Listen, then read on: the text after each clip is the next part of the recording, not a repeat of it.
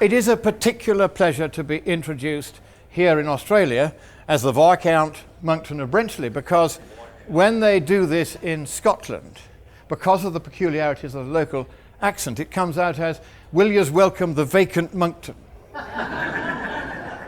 So the vacant Monckton now has great pleasure in talking to you about what I'm calling our last year of freedom. And I am putting a question mark on that, because while I have anything to do about it, we are going to try to make sure that at least the Western world, and eventually the whole world, enjoys the freedom that Australia already does enjoy. Now, I've called this particular title because there is a threat, and that threat comes, as you will see here, from the UN and from the worldwide left. And there's no point in pretending otherwise, but the climate scare is not driven by climate scientists. It's not driven by any adverse circumstances in the world's weather, as you will see. It is driven by a totalitarian political ideology. And if you go right back to early imperial China, there the philosophers of politics first meditated upon what is the fundamental divide in global politics, or in national politics, or in any kind of politics. And it is between the control freaks on the one hand and the live and let live brigade on the other. And they called the control freaks, or totalitarians, they called them legalists. And they called the libertarians, which is what most of us in this room are, they called us the Confucians, after one of their great early philosophers and statesmen. And it is the Confucian side that is tending to lose at the moment, as the international hard left captures institution after institution, not only in the media and the publishing houses, but also the UN and various supranational institutions like the EU. These are now largely socialist structures dominated by totalitarian ambitions, not the least of which is the ambition to establish a global government. And if you think that me talking about a new world order is somehow pointy-headed and extreme, I am in the next few moments going to provide you with evidence of what has been going on at the annual December climate conferences organised by the UN Framework Convention on Climate Change. And just recently there was a March for the Climate in New York, and to my astonishment, the Secretary General of the United Nations himself took to the streets and marched shoulder to shoulder with kooks and communists, abandoning the objectivity and impartiality that his office enjoins upon him. And I was shocked to see that this is how he behaved. I regard this as a very dangerous indication that the United Nations itself has now been captured, and captured permanently, by the legalist or totalitarian faction in global politics, and that faction will, if given the chance, either at the December climate conference at Lima this year, or at the December conference in Paris next year, try to establish the world government which, thanks to the intervention of China, it failed to establish at Copenhagen in 2009. And here is the logo of this climate summit. As you'll see, it's red and amber and green. And here is one of the threats to the society that we live in from deforestation. And as you'll know, there are now something like 1,500 separate ideas that they say there will be damage to various things, including now the dogs having to queue up to find a tree to relieve themselves. And also this just in, this is the latest news, it's top secret, this is the Turnbull plan for renewable energy in Australia. Now here are these wretches, these totalitarians, these legalists, these climate communists in a row. The man in the blue hat, that is Hanky Banky Moon. He is the UN Secretary General, God help us, and two along from him you will see Al Gore, with whom I have had many attempts to debate. So Al, baby, I know you're a great fan of my videos. If you happen to be watching, My challenge to you remains open. Step up to the plate and debate with me on this issue, or slink away forever. Well, there's the challenge. I don't somehow think that he is going to answer it any more now than he has throughout the last 7 years. But there they all are, marching for the climate. Now, the climate's been perfectly okay for the last 4.5 billion years. It's not suddenly going to need the help of these kooks and communists here.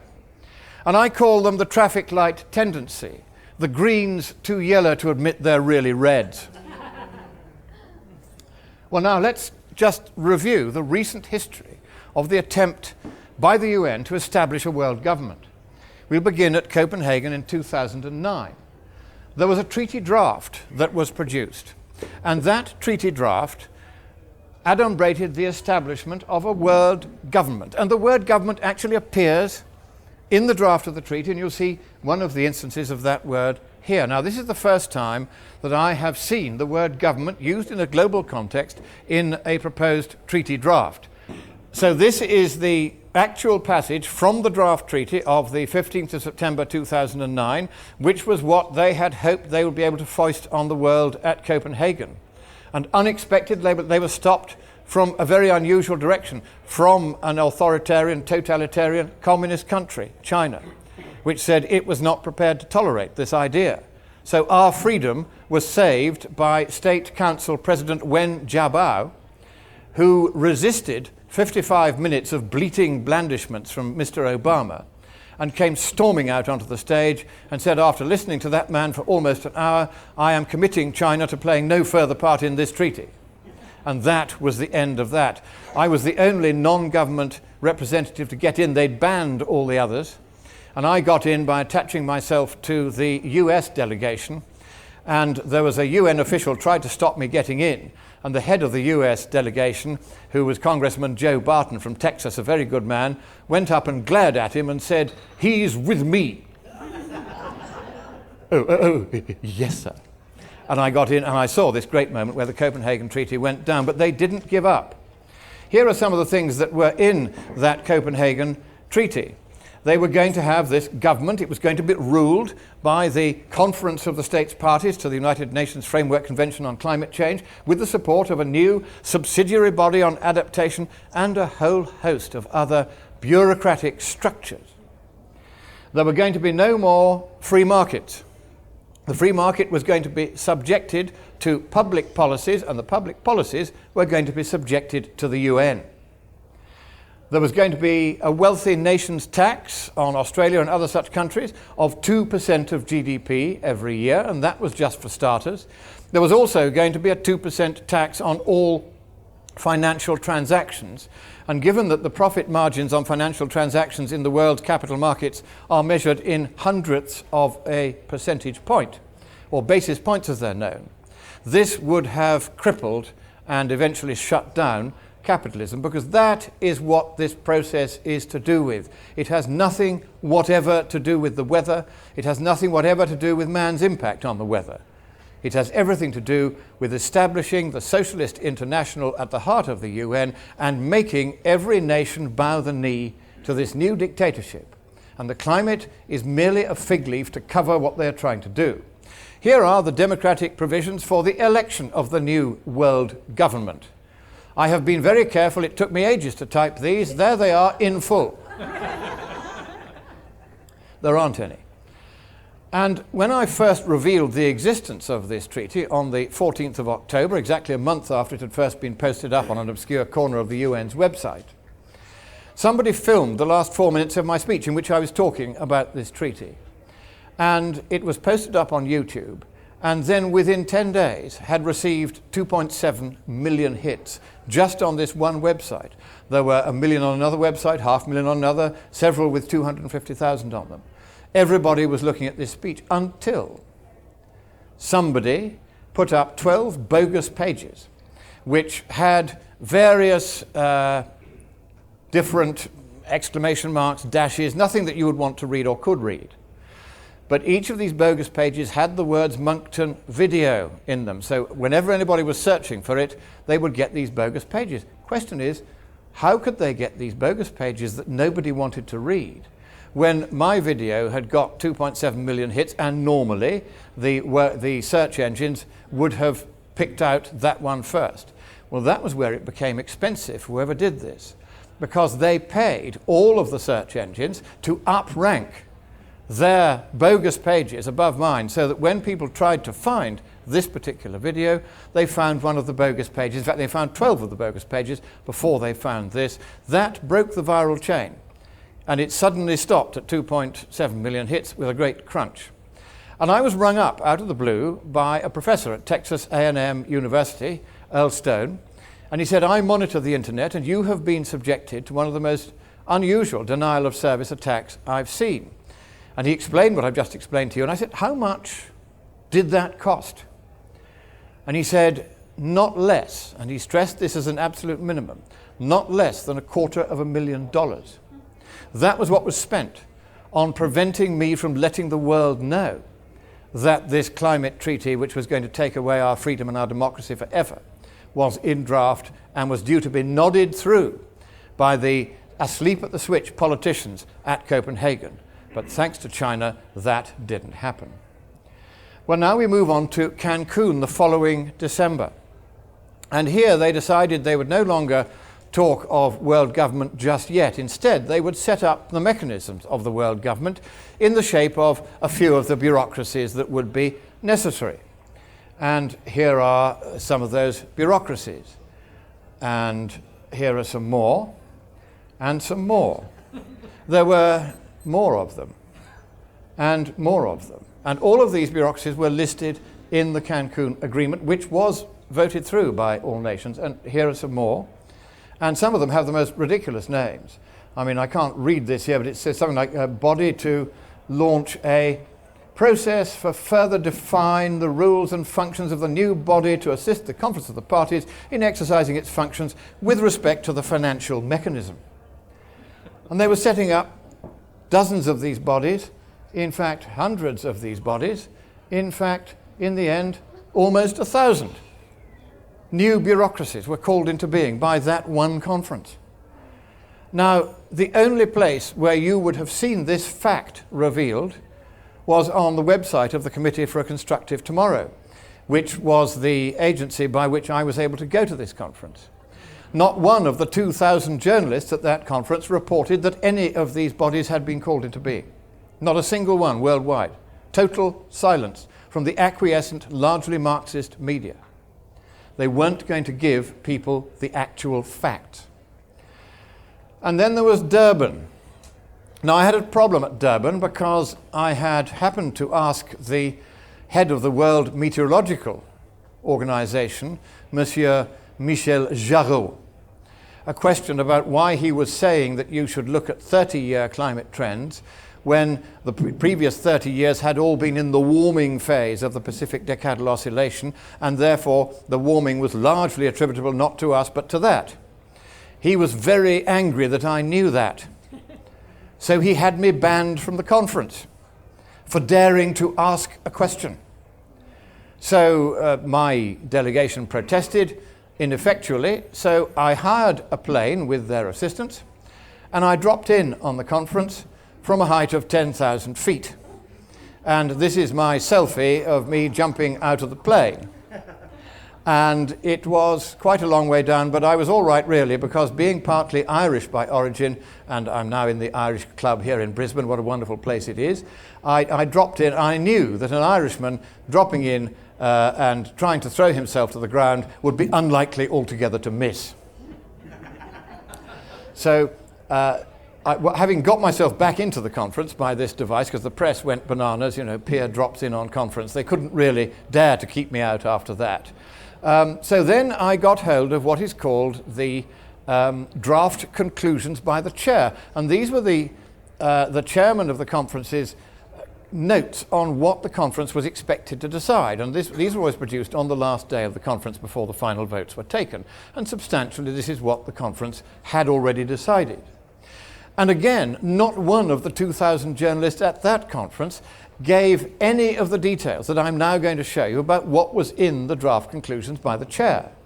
They were going to give rights of legal personality to Mother Earth. Hello, Mother Earth here. I'm going to sue you. And it wasn't explained how Mother Earth was going to make herself felt. Still less, and this was really what broke this particular proposal, how she was going to pay her lawyers.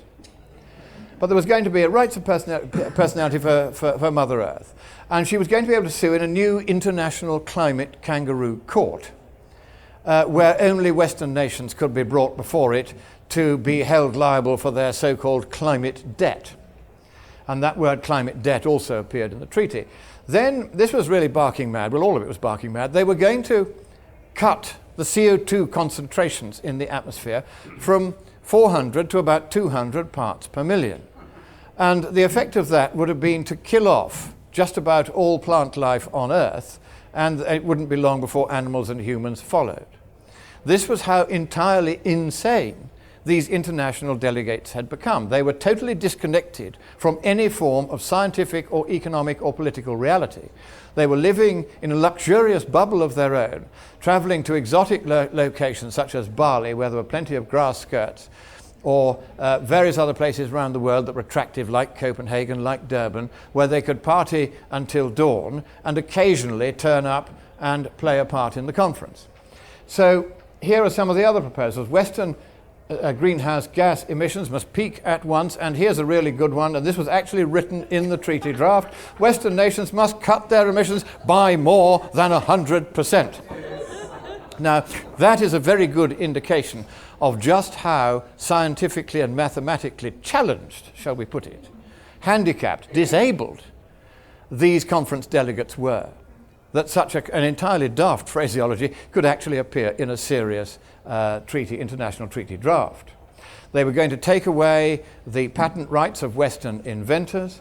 They were going to tax and regulate shipping and aviation fuels for the first time, and they were going to give equitable access to global atmospheric space. This kind of wetness pervades all the UN documents, but this is dangerous stuff. Oh, and defence forces worldwide were going to be scrapped, not because they cause wars, but because they're bad for the climate. So we have to save the planet.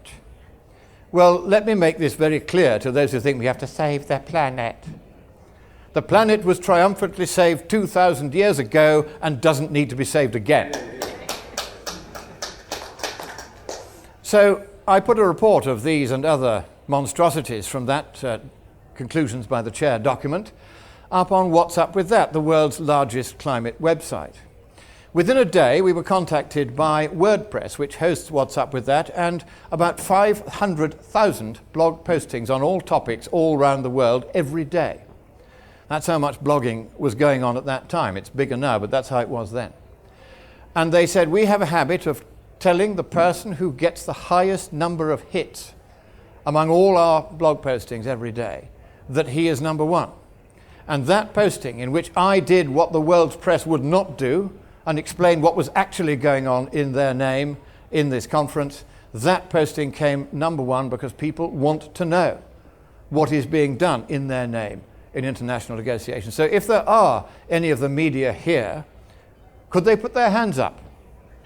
I see no hands. They were invited? I'm sure they were invited, but they haven't come because the media are in the tank for this rubbish, and they don't want to have their worldview shattered by some of the facts that I'm going to show you as this talk proceeds. Then, of course, there was the Qatar catastrophe, which happened the following December. We're now in 2012. And you will see a distinguished gentleman up there in his Arab robes.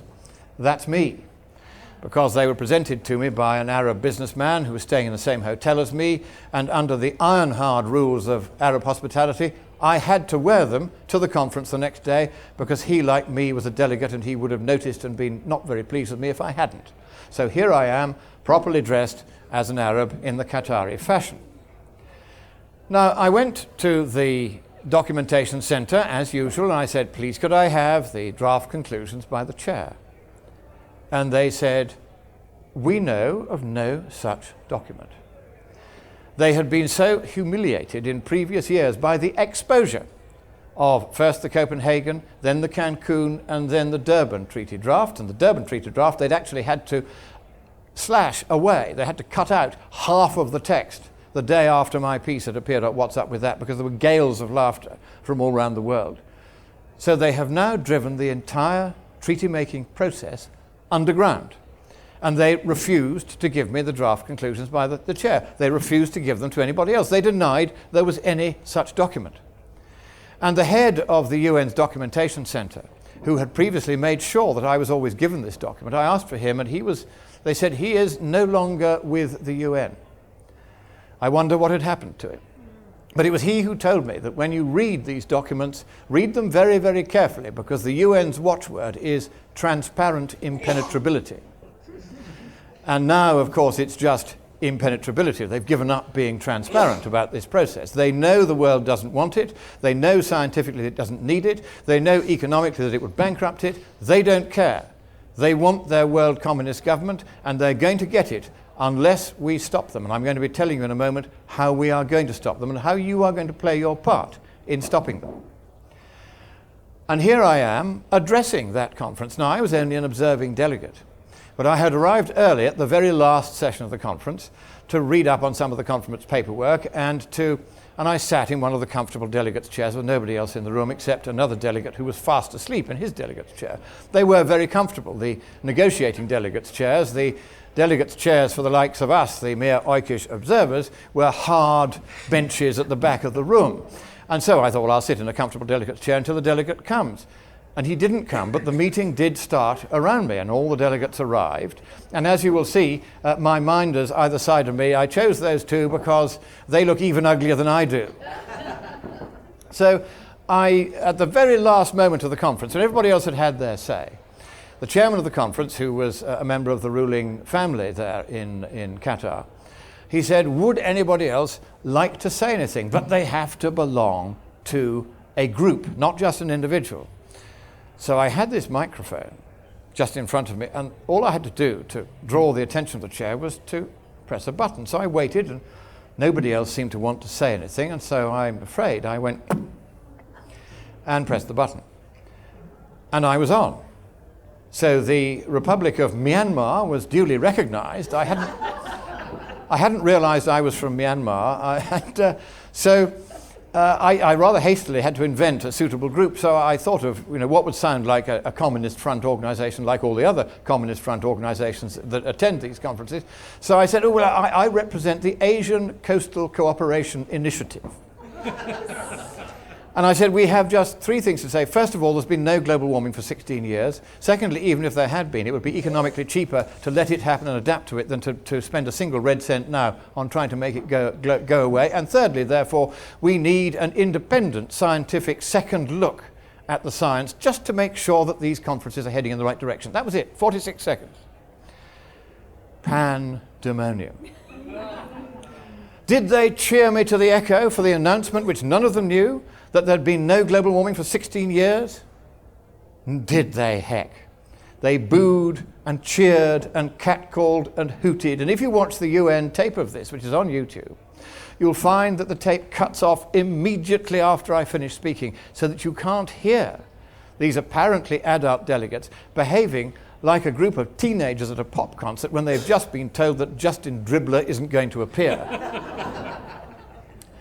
So I got my points across. The world's press went bananas. Who does this person think he is? No global warming for 16 years. He must be joking. He must be making it up. It's Monckton. He always makes stuff up. And then they found, on checking, that it was so. And a number of the delegations had heard what I'd said, had realized I was saying it calmly and with no little authority. And so they decided to check. And they found that this was right. And so they got onto the UN and said, but he says there's been no global warming for 16 of the 18 years we've been coming to these conferences. Why have we not been told this? So in Melbourne, the following February 2013, Dr. Rajendra K. Pachauri, a railroad engineer who for some unfathomable reason is in charge of the climate science panel of the UN, admitted that he wanted to go one up on me, so he said, there has been 17 years without any global warming. And if you think it's not polite of me to imitate an Indian accent, I'm not imitating an Indian accent, I'm imitating Rajendra K. Pachauri, imitating an Indian accent. And so then you might want to check whether this process has been driven underground, because after all, you can go onto the UN's website, you can click on the individual pages for each of these annual conferences, and you can click on the decisions. Or can you? Here is the link to the decisions of the Doha Conference. Conference of the Parties 18. And if you click that link, it will just bring you back to the page on which the link is. And it will go on and on. It's a self-referent link. And I thought, well, maybe some UN programmer had a tiring day and didn't quite get it right. So I thought, let's check on the Warsaw Conference, which I couldn't go to because the UN had banned me for life from attending UN conferences. Thank you very much, UN. That is a great relief. But they banned me. And the chairman of the conference actually said, he's being banned because he impersonated a delegate. Then he went on to say, in that characteristic lack of UN logic, he said, of course, I knew he wasn't from Burma. Well done. I mean, do I look Burmese? Do I sound Burmese? So, of course, they didn't ban me for that reason. They banned me because I had been a continuing thorn in their side, because I had done what the journalists there hadn't done and told the world what they were actually up to. So I checked to see whether at the Warsaw Conference the link was also going to give me the decisions or not. Here's the link. It too is a self-referent link. This is not an accident, it is deliberate. They want people superficially to look at their pages and think the decisions are available, when in fact the decisions are not available. The entire treaty-making process on the climate has been driven underground by the repeated humiliations endured by the UN because of the drivel that had made its way into these drafts and had then been exposed by me and by one or two others. So now, this is your mission, should you choose to accept it. I want you to do something about this before the Paris Piffle Fest in 2015. What I want you to do is to make absolutely sure that Tony Abbott takes one simple, little, innocuous step which will prevent this World Government Treaty of Paris from being a permanent treaty that does permanent damage throughout the world to those nations foolish enough to sign up to it. Now, Tony Abbott is a very good man, and he is known to the forces of darkness to be a very good man. They hate him. And when Sir David King, the scientifically illiterate chemist, who is for some reason William Hague's climate change ambassador for the United Kingdom, going round very quietly all the nations of the world, trying to persuade them that come Paris they must all vote yes to the treaty, because otherwise we're going to get 4 Celsius of warming over the next 100 years and the world will end and the sea level will rise and it will all be doom and gloom. He was asked by the Environmentalist Committee of the House of Commons in May of this year whether all the nations of the world were now in principle ready to sign their people's rights away in such a treaty. And he said, oh yes, but there are 2 standouts. One is Canada. But don't worry about Canada, he said, they've got an election in the spring of 2015, and we and the UN will make sure that the present government is removed. He was quite blunt about it. And the other holdout was Australia. And Australia he can't do anything about because Tony Abbott is in office until after the December 2015 conference. So that means you all, first of all, need to guard Tony Abbott's back, because the Turnbull faction, in conjunction with the UN, will be doing their absolute level best to remove your elected Prime Minister from office before the end of his term, and in particular before December 2015, so that they can get 100% wall-to-wall Marxist agreement. They do not want any standouts. And the most likely standout at the moment is Australia. God bless it. So look after him. And there is one thing that you should advise him to do, and that is there must be in this unspeakable treaty draft a get-out clause, a freedom clause, a clause which says that any nation, when it eventually comes off the Kool-Aid and wakes up to the fact that after a couple of decades without global warming there is no need for any such treaty, it can simply give 6 months or a year's notice to the depository, which is in this case the UN, and thereby free itself of all obligations under the Treaty of Paris. That treaty provision was written into the Kyoto Protocol and was taken advantage of by Canada just recently. But if we were not to have such a provision in the World Government Treaty they're going to try and put in place in 2015 in Paris, then that could be the end of freedom and democracy and the Christian way of life worldwide. It is that serious.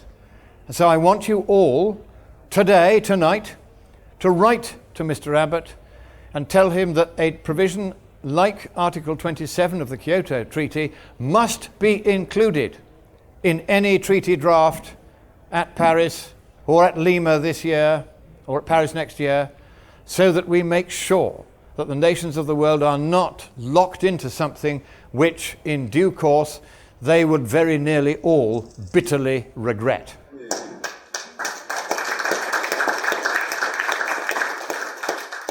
So to the science, which I'm going to do very quickly because most of you are already familiar with it.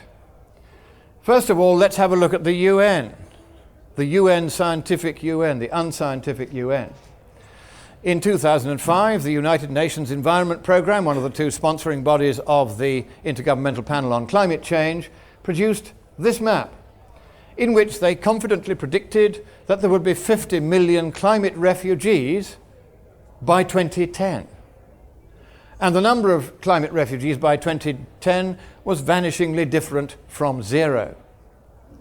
Then they said in 2007, this was the UN's climate panel, that the Himalayan glaciers will all be gone in 25 years' time.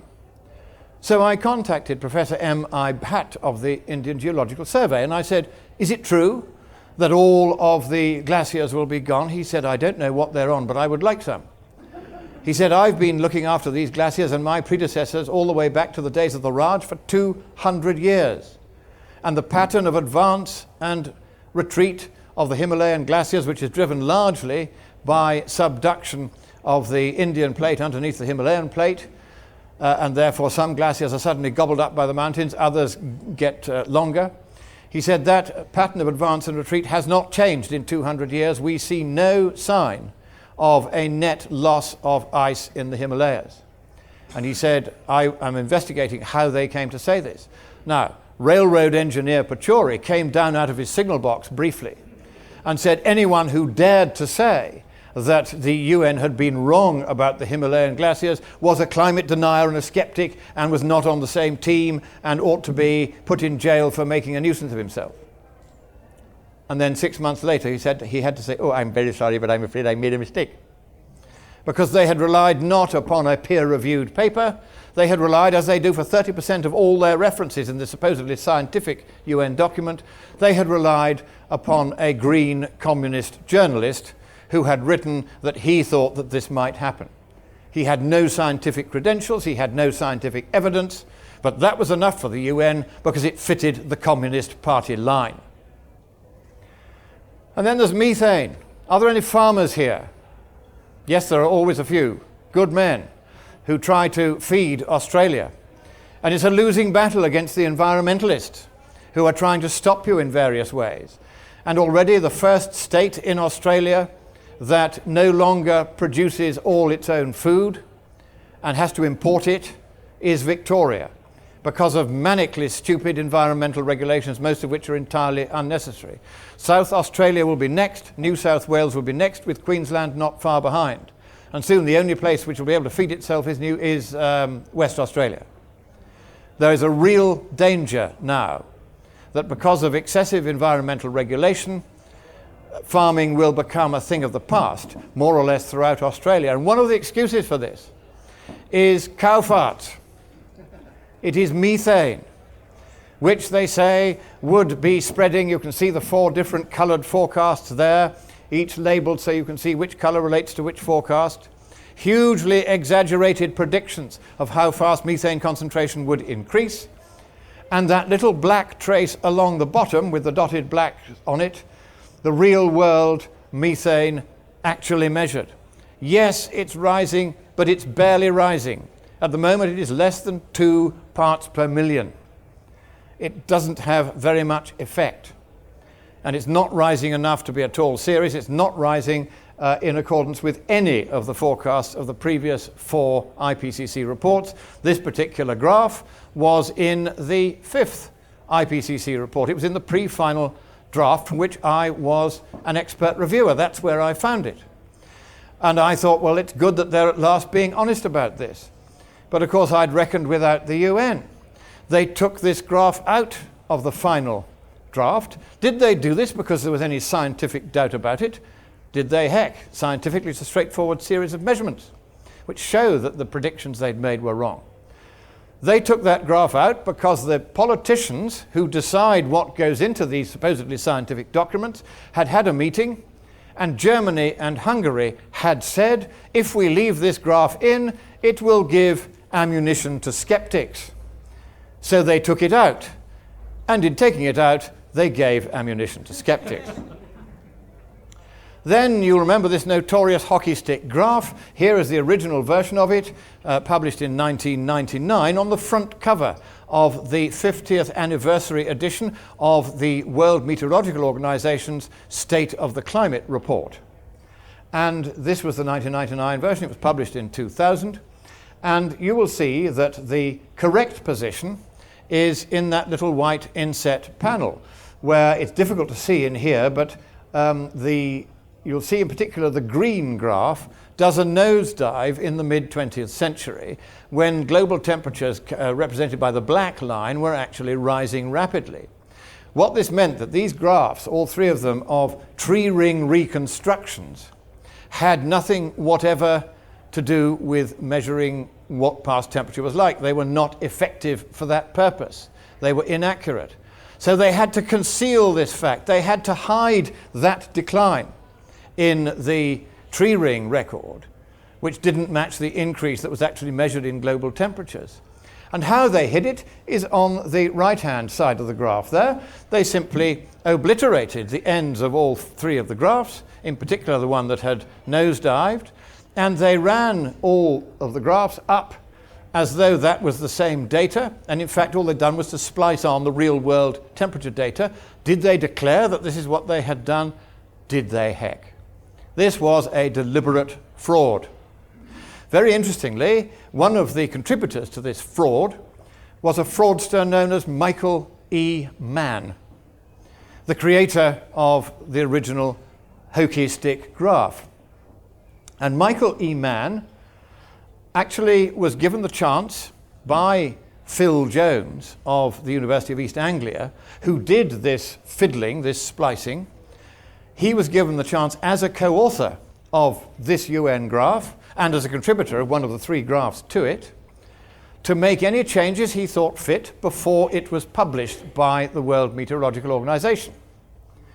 But in the recent case that he brought against Mark Stein of the National Review for allegedly having said naughty things about him, he put in a pleading in which he said that he had nothing to do with this graph and had not even contributed a graph to it. You will see his name in the box there on the graph. That is the box that appeared on the actual publication. And if you look up Michael Mann's CV at Penn State University, this graph, although called something else, is nevertheless, it's plainly this graph he's talking about, is listed as one of his name is actually listed as a co-author of it. And yet he has told the court in writing an official pleading that he was not an author of that graph and did not even contribute a graph to it. In other words, let's be blunt about it, he did not tell the truth. Now, I do not know whether in American law this constitutes perjury or contempt of court, or as we would call it, attempt to pervert the course of justice. All I can tell you is that this standard of untruth is the standard that we have all become all too familiar with, where they will openly say that which is not so And in this case, it can be proven that he knew that what he was saying in that pleading was not so, but he said it anyway. And that is why it is so difficult for us as skeptics to put the other side of the story. Because however hard we try to tell the truth, they will not tell the truth. They will lie with a straight face. And they will then put on their white coats with the leaky biros sticking out of the front pockets and say, we're scientists, so you have to believe us. And they can rely absolutely on the overwhelmingly Marxist world media not to ask any of the right questions. And I shall have a little proposal later for how we're going to deal with that too. And here is what's actually happened to global temperatures since the first UN report in 1990. And as you will see, the red with the orange either side of it, that is what was predicted by the UN's climate panel with what they called substantial confidence. In its first climate report in 1990, they had to make that prediction. It was the prediction up until 2025. They made that prediction with substantial confidence. They had to do that because otherwise the scare would be too far away and nobody would really get excited. Their problem, however, was that the global temperature, as represented by the light blue line, has fallen well below the entire range of their predictions and is exactly half their central prediction. And they said in 1990, we need to halve the rate of global warming, otherwise there'll be trouble. Well, nature has taken care of that. The rate of global warming has halved. And have we closed down the UN's climate panel? Have we heck? So what is really happening then to global temperature? Here is the official graph of the Remote Sensing Systems Limited. The yellow zone is what the models have been predicting, and these are the latest models for the UN's 2013 report. And the black line, quite difficult to see here on the right, but it falls more or less entirely below the range of predictions of global temperature. So yet again, the UN's predictions and the model's predictions have been shown to be incorrect. Then here is putting it into perspective.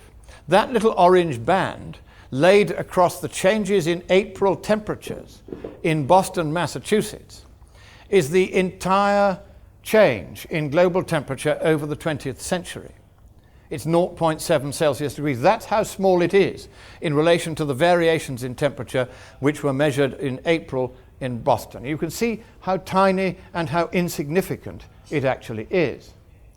And now let's look at some comparisons between the unreality that is predicted and the reality that has actually taken place. Here, for instance, at last, reality is beginning to break through. I had to enlarge this graph enormously. It's a tiny part of a much longer graph that appears in the UN's latest climate report of 2013. The blue line is the predictions of the models for the 2007 fourth assessment report of the UN.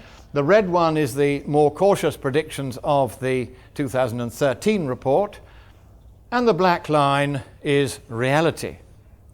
So even the UN is now publishing graphs which, albeit you have to enlarge them to see what's going on, they've begun to admit that their models and reality have very little to do with each other. And as you can see, as with all climate forecasts, the models are exaggerating what has happened in reality.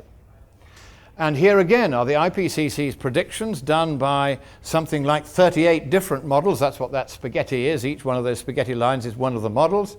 And what you will see is that the black line trailing along the bottom and now falling out completely at the bottom of all the predictions is the actual observed temperature. So you can see that even in 2013, the UN was still trying to make fatuous and vastly exaggerated predictions when its own graph shows those predictions to be entirely silly. And in fact, they've now had to halve their short-term predictions between the pre-final and final drafts of the 2013 report. In the pre-final draft, their predictions were, well, no, in fact, in 1990, their predictions are shown in red. In 2013, they're shown in green, and the spaghetti graph is what they originally showed in their pre-final draft. But the likes of me had this corrected. We said you cannot go on over-predicting and expect anyone to take you seriously. You have to detune both your near-term forecasts for the next 20 or 30 years and also your longer-term forecasts to the same degree.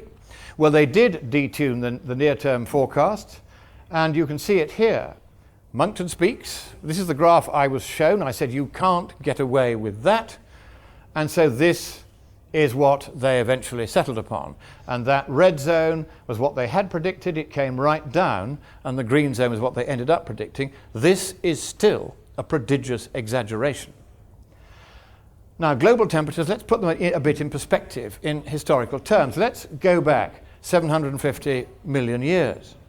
Now, what you'll see is the blue line there is global temperature. It never rises much above about 22 Celsius compared with around 14 today. But the black is the CO2 concentration. And as you will see, over geological time, the correlation between the two is extremely poor. It is clear that there are other factors which have dominated in geological time, and that CO2 is really only a bit part player in this process. And here again, you'll see the temperature record as reconstructed from ice cores in Antarctica, published by Juzel et al. In 2007. And you'll see that at the top left, that is today's temperatures. And you'll see that they've joggled along for the last 10,000 years at or about the present level.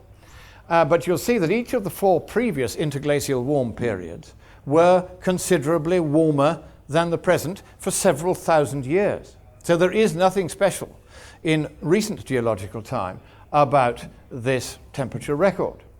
And likewise, you can see it even clearer here in Petit et al., 1999. The 4 previous spikes at various slightly irregular intervals in thousands of years, you can see there. And today's temperature is the green line. So all 4 previous interglacials and the peak of the present interglacial, which occurred between 6,000 and 10,000 years ago with one small dip in the middle, were warmer than the present. And then if we look at the last 8,000 years, with the temperatures at the summit of the Greenland ice cap, you will see that they have come down by 2.5 degrees. But when they were 2.5 degrees higher on the summit of Greenland, did all the Greenland ice melt? Did it heck? It was all still there. So even if we got 2.5 degrees of warming, we're still not going to see all that much ice melt from Greenland, and none at all really from Antarctica. Coming to a more recent period, here is how often the all-time high temperature records have been set. And you'll see in the 1930s, there were far more of them being set than there are today. And here is an interesting record provided by Dr. Willis Soon from the Harvard-Smithsonian Center for Astrophysics. He has here correlated the changes in temperature, rather in sunlight, actually reaching the Japanese surface, measured by pyrometers. They have a 100-year record of this. It's one of the best records we have in the world, the most carefully kept. It was kept in a number of different locations. He's averaged them here, and then he's compared them with the temperature changes in the region of the China Sea over the same period. And you can see with an approximately 6 months to 12-month lag, it is very clear that it is the changes in solar radiance actually reaching the surface through the clouds that dominate the changing in temperature. Now, not all the records show this, but not all the records from around the world are as well kept as the Japanese record. So there is at least a suggestion here that the sun has more to do with this than meets the eye. So is climate science straight? You will have heard of the row about the Bureau of Meteorology homogenizing temperatures, even from temperature stations whose location had remained rural and had not changed throughout the period of the record since 1910, which is now more than 100 years.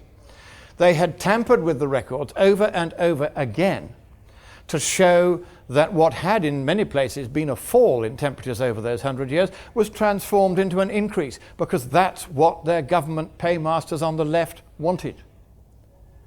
And so you can no longer rely on the terrestrial record because it's simply being made up. And the BOM, after some very persistent work by Jennifer Mahorisi, who's one of a very careful researcher, was made to admit that it was not publishing untampered with temperatures, that it was tampering with them before they were published and in a manner which is inconsistent with true science. And here is another example. This is to do with hurricanes. And there was a paper saying that Atlantic Category 3, 4 and 5 hurricanes were vastly increasing, and this was all, of course, as usual, attributed to global warming, and that paper came out in 2006. How would we check whether that paper was correct in coming to that conclusion? Well, one thing we might do is look slightly to the left-hand side, and there is the full record.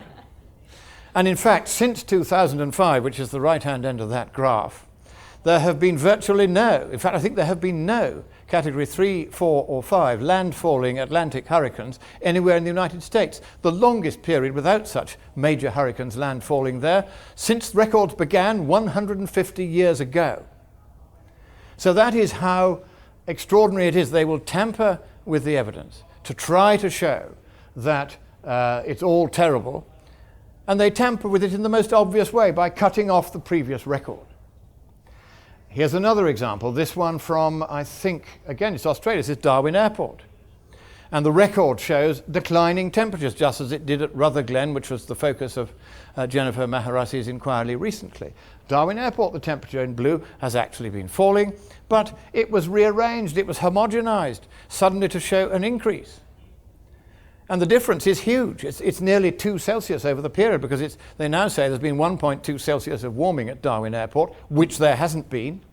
And in fact, there was 0.7 Celsius of decline. But this is what they've been doing to all the records. It's very hard to find records where this goes the other way. The New Zealand temperature record for the whole of New Zealand, exactly the same trick. Here they depressed the apparent temperatures that were measured in the early part of the 20th century, so as to make it look on the red line there that there had been a much huger increase than the very small increase that was actually recorded in the raw data. And here is an example from the US Historical Climate Network. This was what the actual data showed, and then they homogenized it, and suddenly they were able to show an increase. And look at the difference. This is the least squares linear regression trend on the data points that you see there. That's the before and that's the after tampering. So there is a pattern emerging here, isn't there? In all parts of the world, this fiddling of data to try to make it look as though there was much more warming in the 20th century than there was, has been continuing. There's even a recent example of NASA GISS increasing arbitrarily its temperature increases over the last 30 years, even though the satellites are watching. And at the end of this presentation, we'll see what the satellites are showing. Here is another example. This is, I think, GISS again. That was what they published in 1999. Here is the same temperature record in 2008, and those 2 data points appear on both graphs, and look how their relative positions have changed in that time. And it is Stephen Goddard who is the man who has done most of the research on this, and from whom most of these graphs in this particular section of the presentation are taken. And he has been persistent in exposing this ridiculous bias that occurs over and over again in the temperature record. Well, are the predicted disasters happening? Let's have a look. Global sea ice area. The blue line is the actual extent, and the red line is the trend. And if you had a heartbeat as healthy as that, then you would be regarded as a very fit little planet.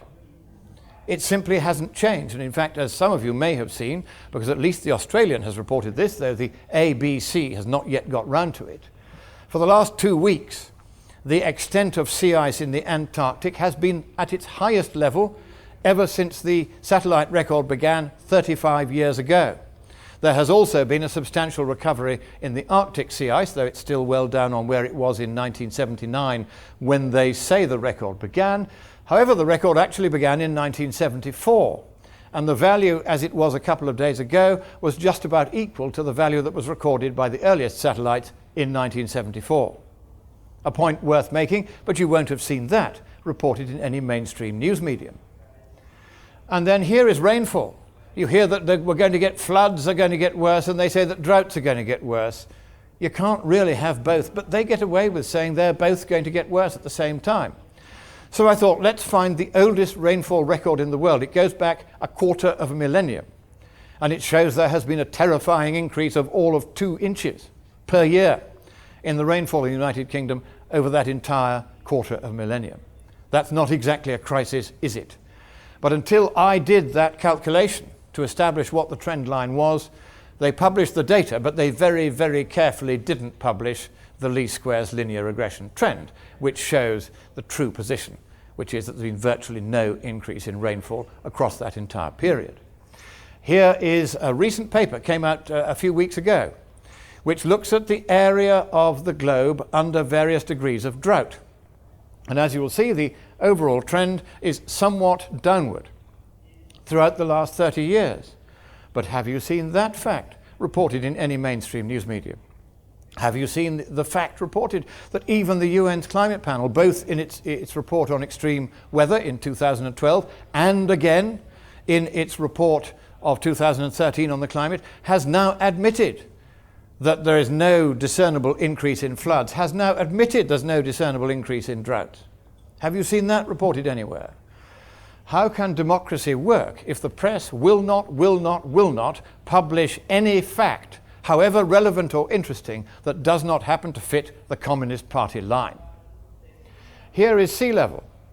This is an actual graph from a sea level paper published by Kazanav et al. The green is the raw data. The red is the startlingly different data after they had applied to it an arbitrary correction called a glacial isostatic adjustment. But the actual sea level fell over those 6 or 7 years.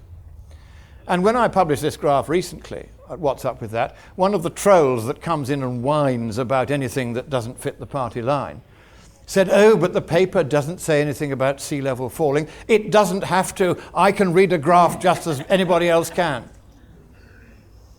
And here is what's really been going on. You see, I wanted to know whether the hockey stick graph abolishing the medieval warm period was correct, or whether the original UN graph seen at the bottom here in yellow background, I've colorized it, is correct, that there was a medieval warm period. Well, they say, I like to use their arguments, they say that if there's warmer weather, the sea level will rise, partly through ice melt and partly through thermosteric expansion of the sea as it warms.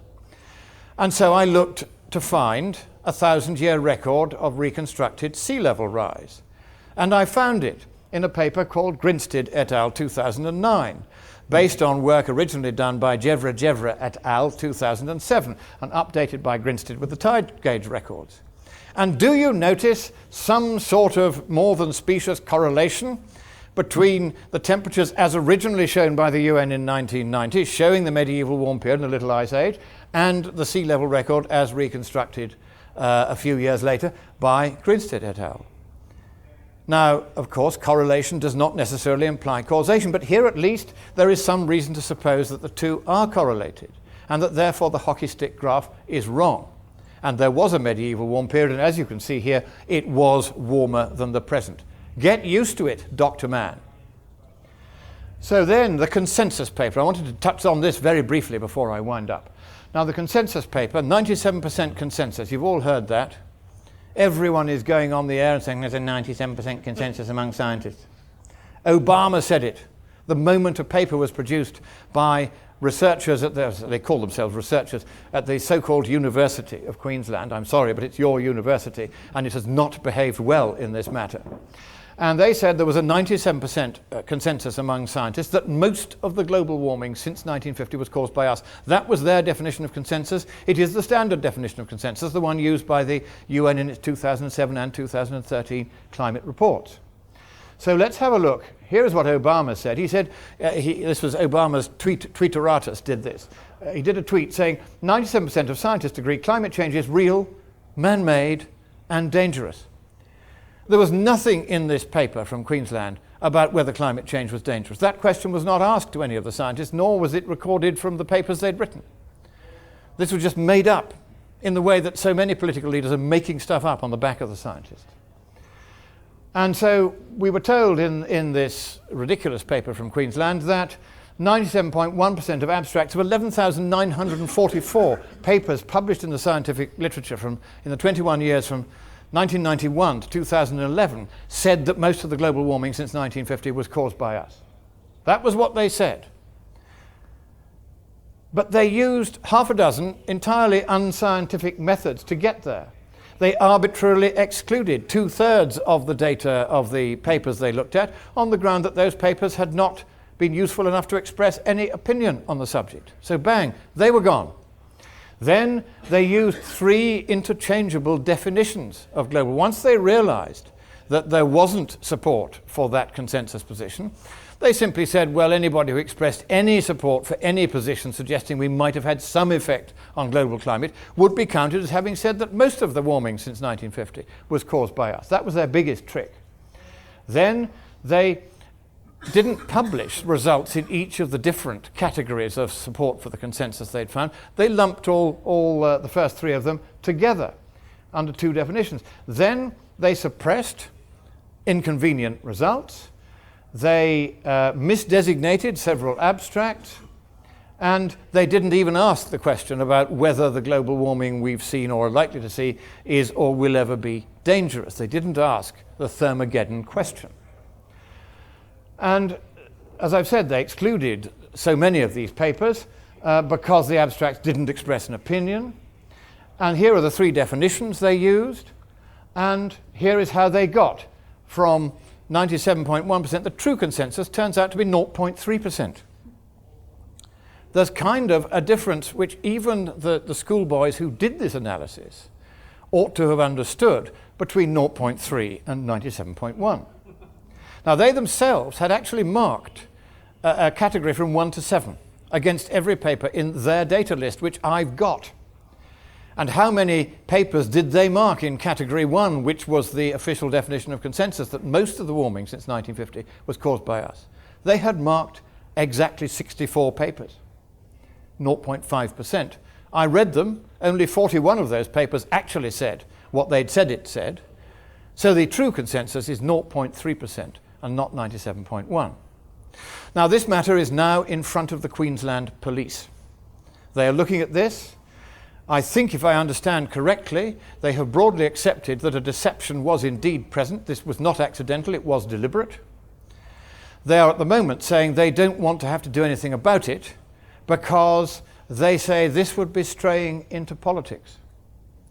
Well, of course, if I, therefore, want to commit a fraud in Queensland, all I have to do is saying I'm doing it for political reasons, and Mr. Plod will look conveniently the other way.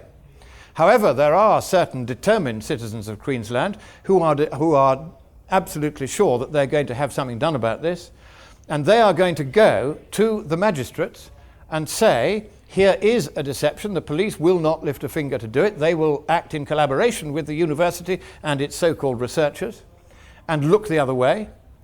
But they have conceded that a deception is present, and therefore prima facie there is a case that there may be a fraud here, and we want the matter tried. And we want these people brought in front of the court to explain themselves, and if they are unable to explain themselves, unable to deny that they intended that a climate policy, they refer to it in their paper, so they're going to find it hard to deny it, should be introduced as a result of the consensus they say they found, and that was bound to cause heavy loss to taxpayers. And if we say to the magistrates, the police won't do this, but they've accepted there's a deception, then we think the magistrates are going to have to bring this case to trial. And we hope that they do. And we hope that they choose a jury of good men and true who listen carefully to the evidence. And if they decide that a fraud has been committed, then they will say so, and that the judge will then send the people who did this influential fraud to prison for a very, very, very long time.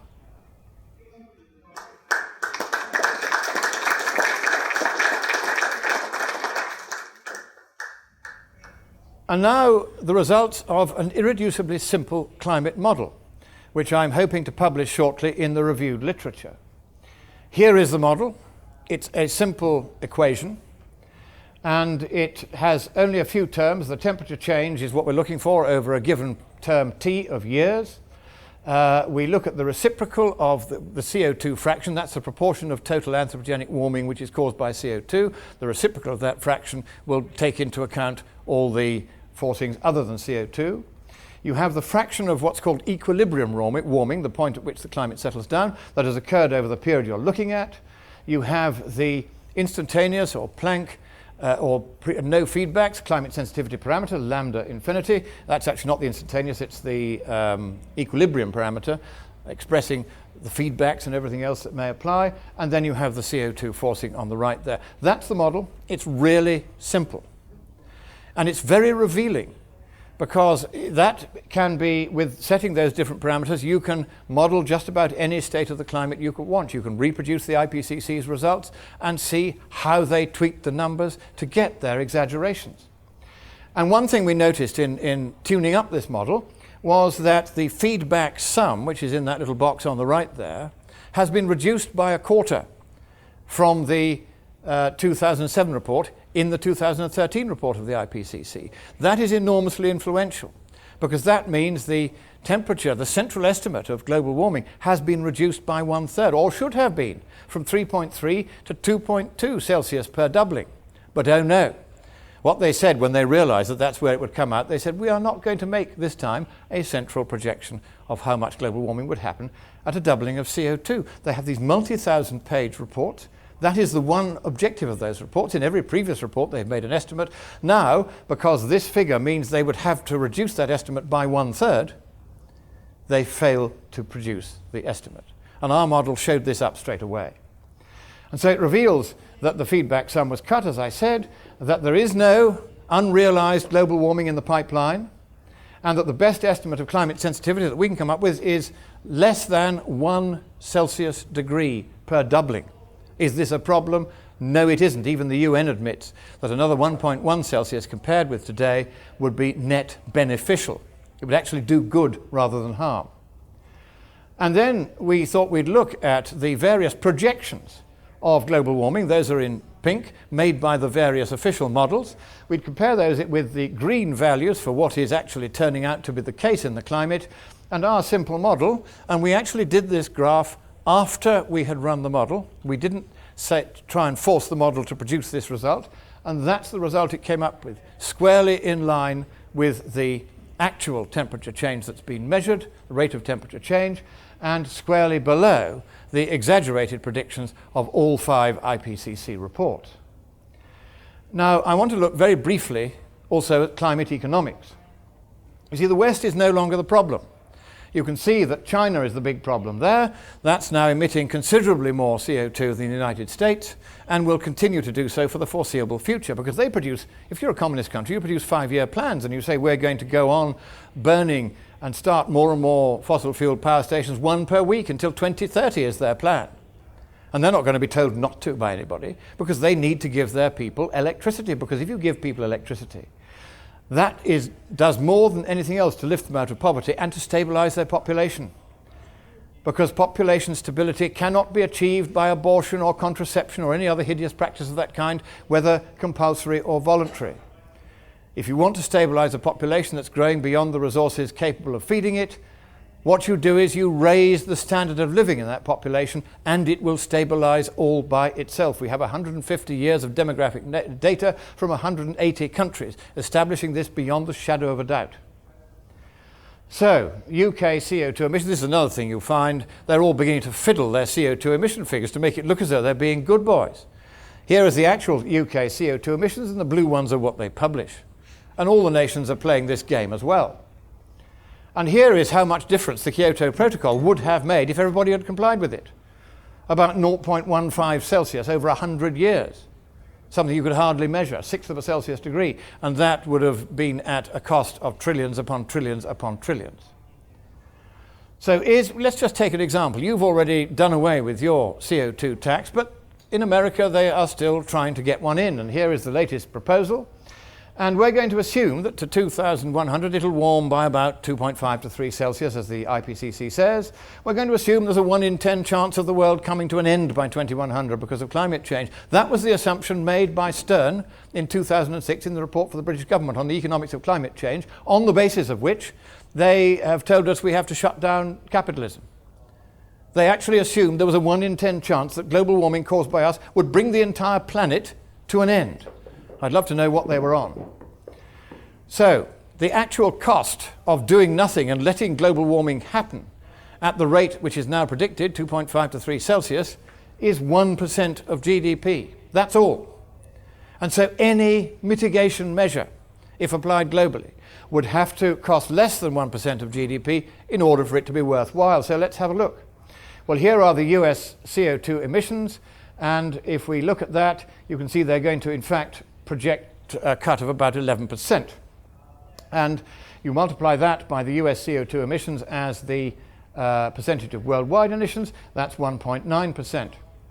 Then you see the change in CO2 concentration there, and you see therefore that all they're going to do with that vast expenditure is to get 0.006 watts per square metre of radiative forcing forestalled. And that comes down, compared with the man-made forcing over the period, which is 0.467, and that in turn means that 1.3% of the man-made warming over the period of this tax would be forestalled. 1.3% at a cost of 1.2 trillion. That's the cost that the promoters of the bill have put in. So that means to do away with all the global warming by measures of equivalent cost effectiveness would cost $92 trillion. And divide that among the 7 billion population of Earth at the moment, it'd give you $13,000 per head of the population. And these are on the optimistic figures that they make for how much they might manage to make global warming go away. All of this, remember, is exaggerated, it's fiction. The true cost will be much, much larger than this. But sir, would you kindly reach out your checkbook and give me your check for $13,000 now, please? Just to show solidarity with the planet. He's not reaching for his checkbook. I wonder why not. And so then you take that 92 trillion, you look at global GDP projected over the 10-year period of the tax, 803 trillion. So that means that the cost of this ludicrous proposal, even if you assume they could stop all global warming with measures at as low a cost of this, is 11.5% of GDP, which is of course 11.5 times the cost of letting the global warming happen and adapting to it. Now this elementary calculation, the only place you will see this done correctly is here. None of the economists who have tried to write papers on this has been able to get to the bottom of how the UN does its global warming calculations. And you have to use the correct climatological figures before you can do a proper investment appraisal. And I've been nice to them. I've assumed that they're going to be able to do away with as much warming as they say they will as a result of this tax. I've assumed a zero discount rate. I've bent all the rules as far as I can in their direction.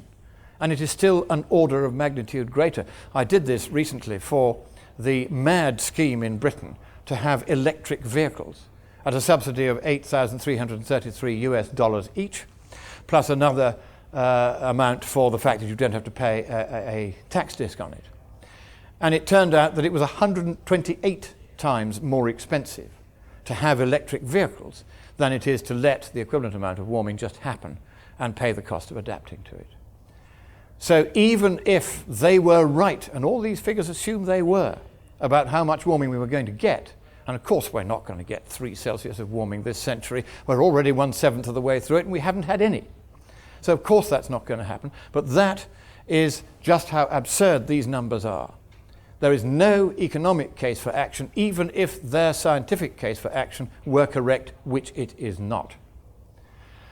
And so what we are fighting against here is an attempt by the UN and by communist parties worldwide and fellow travellers like the Labour Party in Australia and in Britain, attempt to take away our democracy and our freedom. The governing class worldwide has fallen out of love with democracy. They do not want the stinky people having their say on how their planet should be governed. Nanny knows best. That is what we are fighting here.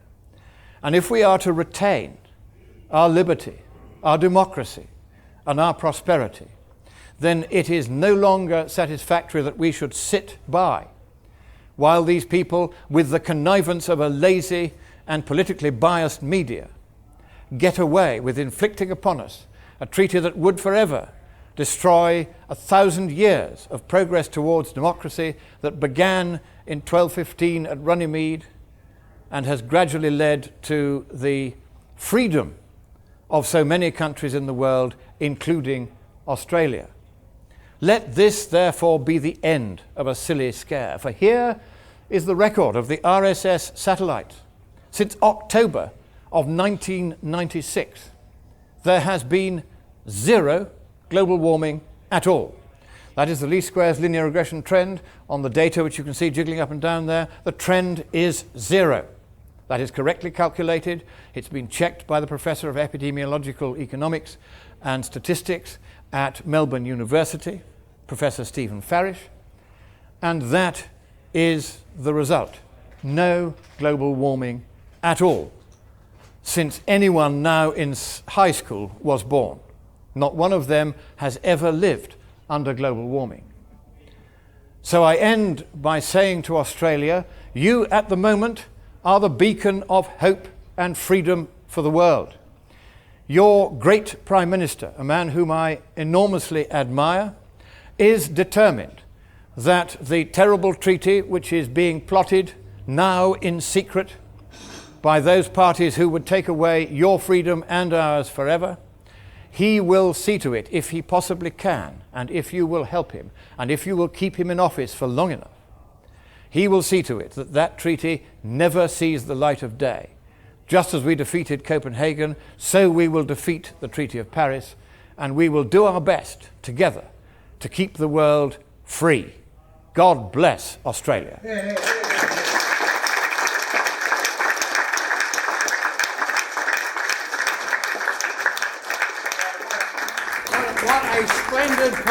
What a splendid contribution to liberty and democracy. More applause, please, ladies.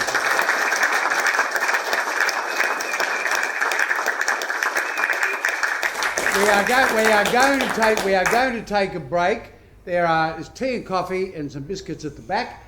If after having had a break, Lord Monckton feels like answering some questions, we can come back and do that.